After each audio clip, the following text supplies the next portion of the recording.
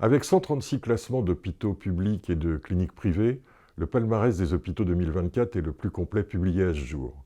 Il aura fallu près d'un an de travail à l'équipe du Point, réunissant journalistes et informaticiens, pour passer au crible les 1400 établissements de court séjour métropolitains et ultramarins et les évaluer à partir de l'analyse de la base de données du PMSI. Cette base de données contient les 28 millions de dossiers anonymisés des patients hospitalisés durant l'année 2022.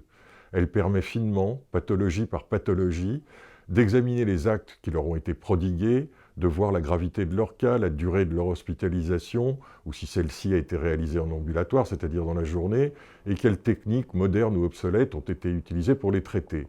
Les indicateurs retenus sont le fruit d'une analyse bibliographique internationale à laquelle s'ajoute notre travail d'enquête, nos échanges et débats avec des professionnels depuis 28 ans, travail sans cesse renouvelé et mis à jour au fil des parutions. Parallèlement, un questionnaire très complet, 348 questions pour les seuls hôpitaux, a été adressé à l'ensemble des établissements de soins afin de connaître les moyens humains et techniques dont ils disposent. Services de réanimation pour les interventions chirurgicales lourdes, unités de soins intensifs pour les pathologies cardiaques par exemple. C'est la combinaison de ces très nombreux critères qui permet de classer les structures de soins et de déterminer quelles sont les meilleures d'entre elles. Sont privilégiés les établissements actifs, donc aux équipes entraînées et capables de faire face aux imprévus, qui emploient les techniques les plus modernes et qui sont dotés de l'environnement technique et humain le plus complet.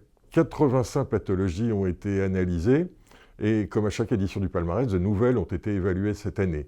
La prise en charge des patients souffrant d'insuffisance cardiaque, celle des maladies inflammatoires chroniques de l'intestin et, en psychiatrie, des troubles du stress post-traumatique. C'est aussi le retour du palmarès des maternités, capital à un moment où les chiffres de la périnatalité se dégradent en France.